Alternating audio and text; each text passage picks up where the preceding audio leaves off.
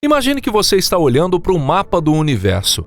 Incontáveis galáxias se espalham em todas as direções, como minúsculos pontos de luz mergulhados em uma escuridão infinita. E mesmo nas fendas escuras, entre as estrelas visíveis, os astrônomos sabem que existem bilhões e bilhões de outras estrelas ocultas. Se pudéssemos enxergar todas essas estrelas ao mesmo tempo, o céu noturno pareceria estar em chamas, tamanha a intensidade da luz. Mesmo os menores recortes do céu estariam completamente abarrotados de estrelas, uma colada na outra. Olá, pessoal! E os telescópios modernos confirmam essa ideia. À medida que a tecnologia avança, os espaços escuros são preenchidos por novas estrelas, e os intervalos entre elas vão ficando cada vez menores. E se a gente for girando o telescópio em diferentes direções, o que vemos? Estrelas por toda parte. Lá, cá... Espera aí. Estranho. O que é aquilo ali? Um pedaço vazio do céu? Um espaço aberto, como se alguém tivesse passado uma borracha ali e apagado parte do universo? Será que, com um telescópio mais potente, daria para enxergar alguma coisa? Beleza, vamos testar. Mas por mais poderoso que seja o equipamento, a imagem não muda. Naquela região específica do céu, simplesmente não se vê nenhuma estrela. Para ser mais preciso, não parece haver nada além das estrelas da nossa própria galáxia. É como se aquele ponto marcasse o fim do universo. E além dele, não existe absolutamente nada. Sem galáxias, sem estrelas, apenas uma escuridão densa e profunda, que parece não ter fim. Esse fenômeno intrigante foi batizado pelos cientistas de a zona de evitamento. Apesar de soar como o nome da teoria da conspiração, trata-se de um termo técnico e 100% científico. E hoje a gente vai falar justamente sobre essa tal zona de evitamento. Aliás, se você está curtindo o vídeo e ainda não se inscreveu no canal, que tal fazer isso agora? Não vai querer nos evitar também, né? Mas afinal, o que será que está escondido por trás daquela escuridão toda? E por que será que levamos tanto tempo para conseguir observar aquela região? Pessoal, esse é o canal Pipa e eu sou o Deluca. Bora começar o nosso conteúdo de hoje.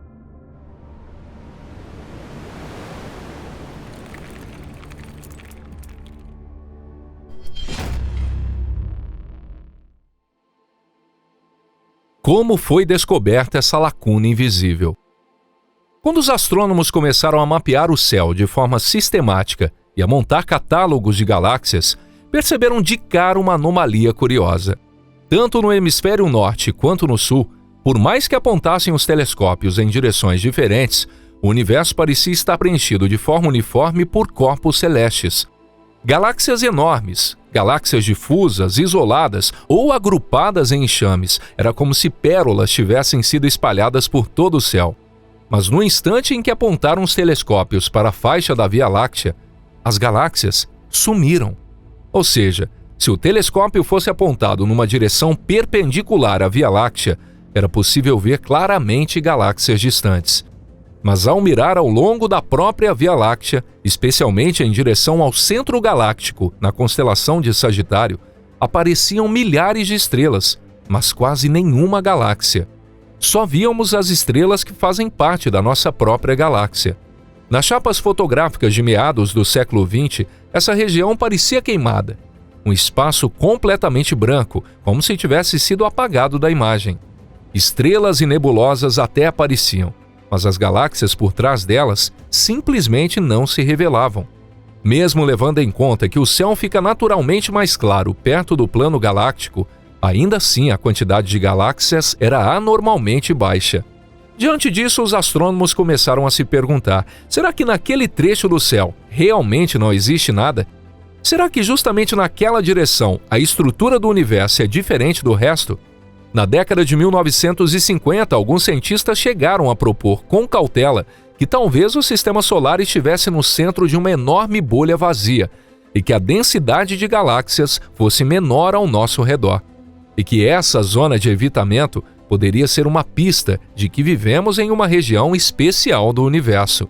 Se isso fosse verdade, seria uma descoberta espetacular. Mas havia um detalhe importante. Acontece que justamente naquela direção está o plano do disco da Via Láctea. A mesma faixa de brilho difuso que vemos cortando o céu noturno. Essa é a nossa galáxia. E ali, o que existe não é uma ausência de matéria, e sim um excesso dela, com estrelas e nebulosas extremamente concentradas.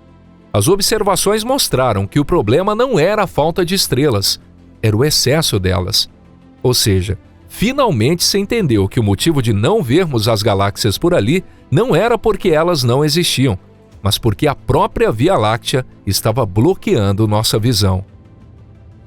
As 3 barreiras. Para entender por que certas regiões do céu são invisíveis, precisamos primeiro lembrar que a Via Láctea não é apenas um aglomerado de estrelas. Na verdade, ela está recheada de todo tipo de material. Um exemplo importante é o chamado pó interestelar. Estamos falando de uma quantidade absurda de poeira, equivalente a 10 milhões de vezes a massa do Sol.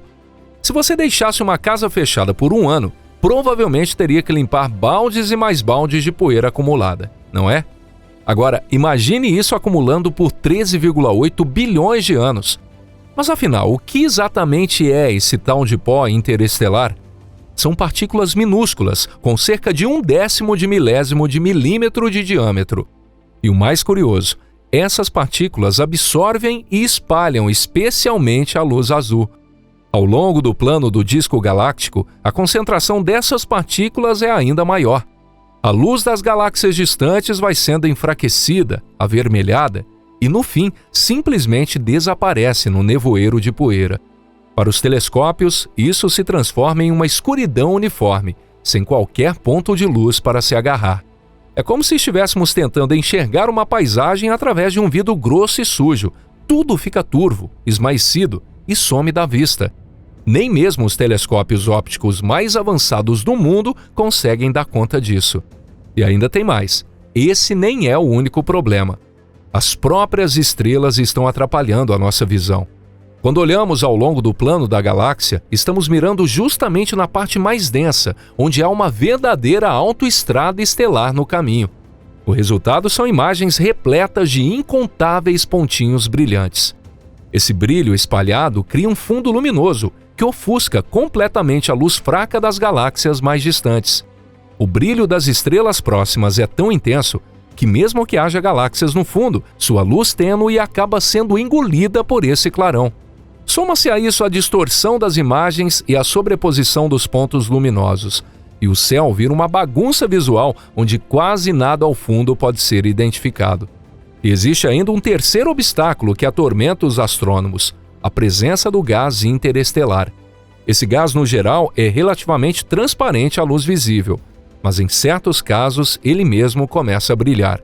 Áreas ricas em hidrogênio ionizado emitem luz visível, como é o caso da famosa nebulosa de Órion.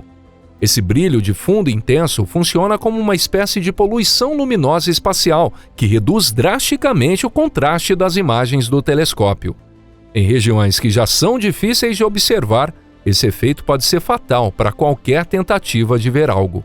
Por isso, a chamada zona de evitamento se estende como uma cinta ao redor do plano da galáxia, cobrindo cerca de 10 a 15 graus para cima e para baixo. Não se trata de um vazio. Pelo contrário, é um lugar onde há até demais. É como tentar enxergar as luzes de uma cidade distante por entre fumaça e faróis ofuscantes em uma estrada à noite. Os faróis à sua frente são tão intensos que escondem completamente o que está lá longe, no horizonte. Ainda assim, mesmo nessa parede, existem algumas janelas. Fendas mais limpas, com menos poeira e fundo mais escuro, verdadeiras frestas de baixa absorção. Através desses pequenos vãos, os astrônomos conseguem observar galáxias distantes. Mas, no geral, toda essa faixa é praticamente cega para a luz visível. A luz comum simplesmente não tem força suficiente para atravessar essa cortina de poeira. E foi por isso que os astrônomos tiveram que mudar radicalmente a sua estratégia de observação. Se a luz visível não funciona, é preciso recorrer a outro idioma, uma radiação que consiga atravessar o pó e ignorar o brilho intenso em primeiro plano. E como exatamente eles conseguiram isso? É o que nós vamos descobrir a seguir. Como a zona de evitamento foi atravessada. Um verdadeiro ponto de virada aconteceu com o lançamento do satélite astrônomo infravermelho IRAS em 1983. Os sensores ultrassensíveis do IRAS conseguiram detectar objetos quentes, mesmo através das nuvens de poeira. No mundo do infravermelho, a poeira se torna quase transparente, e por trás dela, os contornos de galáxias distantes começaram a surgir novamente. Conseguimos! Descobrimos que não estávamos num canto isolado do universo, nem tampouco no centro de uma imensa bolha vazia. Em seguida, entrou em cena o projeto TUMAS, que mapeou todo o céu em luz infravermelha próxima. Foi graças a esse projeto que conseguimos pela primeira vez traçar um mapa quase contínuo do universo, incluindo a região da zona de evitamento. Mas quem realmente nos permitiu enxergar mais fundo no cosmos foi a boa e velha radiação de rádio. O sinal de 21 centímetros emitido pelo hidrogênio neutro é capaz de atravessar até mesmo as cortinas mais densas de poeira. Com radiotelescópios, os astrônomos passaram a detectar galáxias inteiras sem sequer precisar vê-las, só analisando os perfis de gás que emitem. E foi assim que aglomerados de estrelas, galáxias ocultas e até indícios de megaestruturas começaram a emergir de trás da zona de evitamento. Como se as cortinas do palco tivessem finalmente se aberto, revelando uma nova peça cósmica prestes a começar. O que está escondido na escuridão? Os astrônomos começaram a perceber que as galáxias ao nosso redor estavam se movendo de maneira estranha, como se fossem puxadas por um centro gravitacional invisível. A velocidade desse movimento não podia ser explicada apenas pela massa conhecida ou pelos grandes aglomerados de galáxias próximos. E quando seguiram a direção para onde todas essas galáxias pareciam estar sendo puxadas, ela apontava diretamente para a zona de evitamento. Acredita-se que nessa região oculta existe uma megaestrutura com massa colossal, tão massiva que influencia até os movimentos de superaglomerados de galáxias.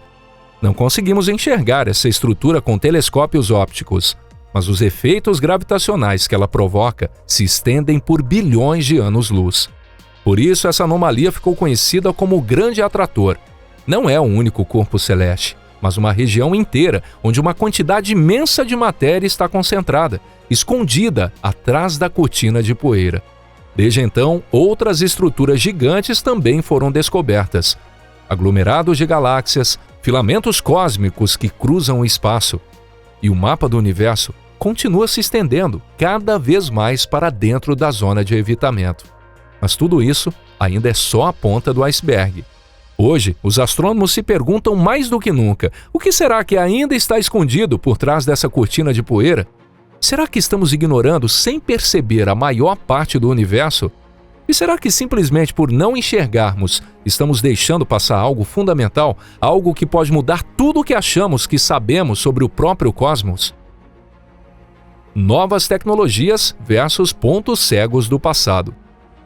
Projetos de observação de última geração, como o WISE, o VISTA e o SCAR, estão escaneando o céu com uma sensibilidade sem precedentes, usando infravermelho e ondas de rádio. Hoje, até mesmo a inteligência artificial é usada no processamento das imagens, conseguindo distinguir sinais fracos em meio ao ruído causado pela poeira cósmica. Com a ajuda de algoritmos de aprendizado de máquina, os astrônomos estão identificando regiões onde podem estar escondidos novos aglomerados estelares ou até mesmo megaestruturas, soterrados entre as estrelas da Via Láctea. A zona de evitamento ainda não foi completamente apagada, mas sua extensão está diminuindo, pouco a pouco. Aquela faixa escura e imensa que antes cortava o céu, agora é apenas uma parede fina, que está sendo sistematicamente desmontada pelas mãos da ciência. Só nos resta torcer para que do outro lado dessa parede cada vez mais estreita não esteja à espreita algo colossal e assustador. E se você curtiu esse vídeo de hoje, não esqueça de clicar no like e compartilhar com seus amigos em suas redes sociais. Muito obrigado por assistir. E a gente se vê no próximo vídeo aqui no canal Pipa. Um forte abraço e até lá. Tchau, tchau.